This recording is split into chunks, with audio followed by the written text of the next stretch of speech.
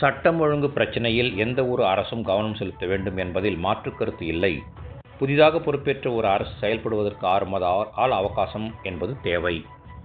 மக்கள், இளைஞர்கள், பெண்கள் எதன் அடிப்படையில் புதிய அரசுக்கு வாக்களித்தார்களோ அதனை கண்டிப்பாக காப்பாற்றுவார்கள் என்கிற நம்பிக்கை இந்திய யூனியன் முஸ்லீம் லீக் கட்சிக்கு உள்ளது. சிறுபான்மை நலத்துறை அமைச்சர் ஷாஜஹான். ஆலந்தூர் அருகே ஜிஎஸ்டி சாலையில் ஓடிஏ மெட்ரோ ரயில் நிலையம் அருகில் ஹஜ் பயணிகளுக்காக சுமார் 1 ஏக்கர் நிலப்பரப்பில் ரூபாய் 39.2 கோடி மதிப்பீட்டில் கட்டப்பட்டு வரும் தமிழ்நாடு ஹஜ் இல்ல கட்டுமான பணிகளை சிறுபான்மை நலத்துறை அமைச்சர் ஷாஜஹான் இன்று ஆய்வு மேற்கொண்டார். இதன் பின்னர் செய்தியாளர்களை சந்தித்த சிறுபான்மை நலத்துறை அமைச்சர் ஷாஜஹான் கூறியதாவது: கடந்த ஏப்ரல் மாதம் பணிகள் தொடங்கி நடைபெற்று வருகிறது. சுமார் 40 கோடி ரூபாய் செலவிலே கட்டப்பட்டு கொண்டிருக்கக்கூடிய இந்த ஹஜ் இல்லம் 18 மாத கால அவகாசத்திலே கட்டி முடிக்கப்படக்கூடிய வகையிலே திட்டமிடப்பட்டு பணிகள் தற்போது நடைபெற்று வருகிறது. இன்று இந்த கட்டுமானத்தை பார்வையிட வந்த வகையிலே இந்த கட்டுமானத்தை 18 மாதம் என்று இல்லாமல் ஒரு 4 மாத கால அவகாசம் முன்னே, அதாவது 2027 ஏப்ரல் மாதத்துக்கு முன்பே இது கட்டி முடிக்கப்படக்கூடிய வகையிலே பணிகளை துரிதப்படுத்த வேண்டும் என்ற வேண்டுகோளை வைத்திருக்கிறோம். காரணம் என்னவென்று சொன்னால், அடுத்த ஆண்டு ஹஜ்ஜி பயணிகள் ஏப்ரல் மாதம் முதலே செல்லத் தொடங்குவார்கள்.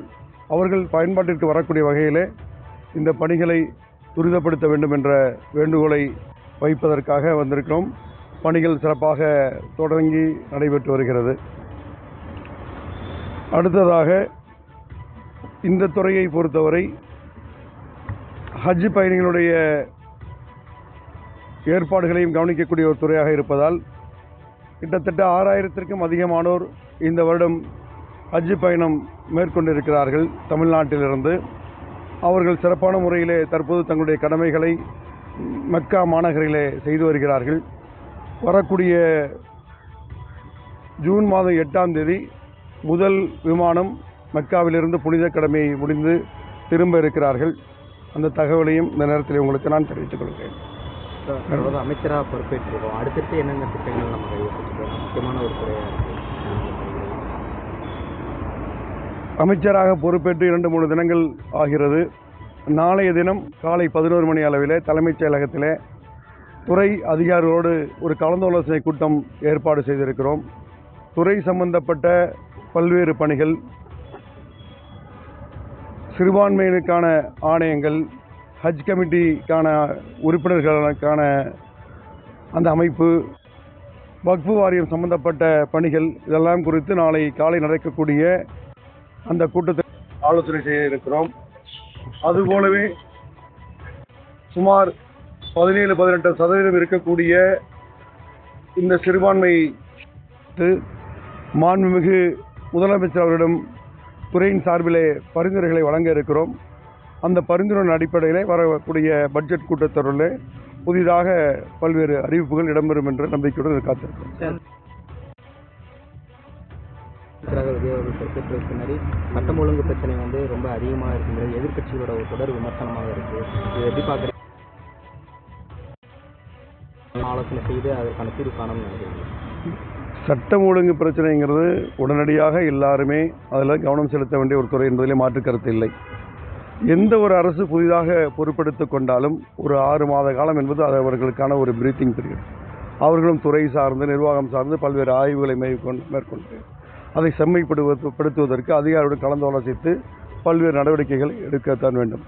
சட்டம் ஒழுங்கு என்பது பொதுவாகவே தமிழகம் எப்போதுமே சிறப்பாகவே செயல்பட்டு வந்து கொண்டிருக்கிறது.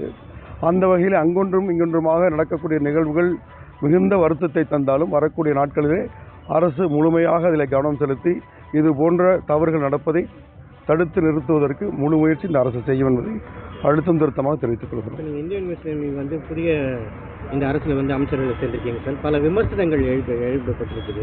இந்த விமர்சனங்களுக்கு நீங்கள் என்ன பதில் சொல்ல விரும்புகிறீங்க? அமைச்சராக பொறுப்பேற்றிருக்கீங்க. தேர்தல் முடிவு வந்த பிறகே இந்தியன் முஸ்லீம் லீக்கினுடைய தேசிய தலைவர் காதர் மொய்தீன் அவர்கள் இருக்கக்கூடிய அரசியல் சூழ்நிலை குறித்து பத்திரிகையாளர்கள் சந்தித்து மிக விரிவாகவே சொன்னார்கள்.